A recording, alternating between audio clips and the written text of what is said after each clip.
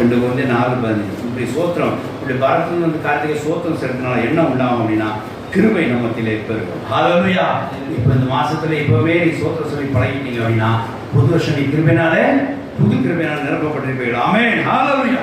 எதுக்காக ஆண்டவர் நமக்கு சோத்திரம் சொல்றோம் அப்படின்னா கிருபை நம்ம தெரிஞ்சுக்கணும், தொடர்ந்து பெருக செய்யணும். வாசிக்கலாம் 2 Corinthians 4:15 வாசிக்க முடிக்கலாம்.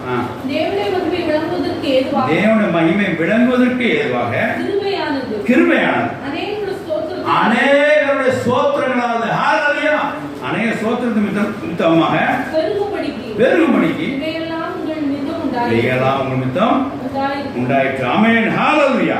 தேவனுடைய சோத்திரம் உண்டாதாக. அப்போ இப்படி சோத்திரத்துக்கு 7 விதமான காரியங்களுக்காக, பரலோகத்தில் 7 வித காரியங்களுக்காக நாம் சோத்திரம் செலுத்துற விதமா என்ன உண்டாகும் நமக்கு?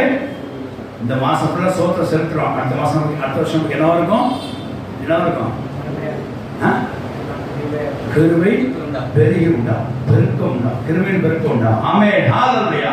ஆகையினால் கர்த்தர் நமக்கு மட்டும் பரத்திலிருந்து அளித்த எல்லா ஆசீர்வாதங்களுக்கும், ஆவிக்குரிய ஆசீர்வாதங்களுக்கும், பூமிக்குரிய ஆசீர்வாதங்களுக்கும், ஞானத்துக்கும், தேவைகள் சந்திக்கப்பட்டதுக்கும், தூதர்கள் அனுப்பி கொடுத்ததுக்கும், ஒத்தாசை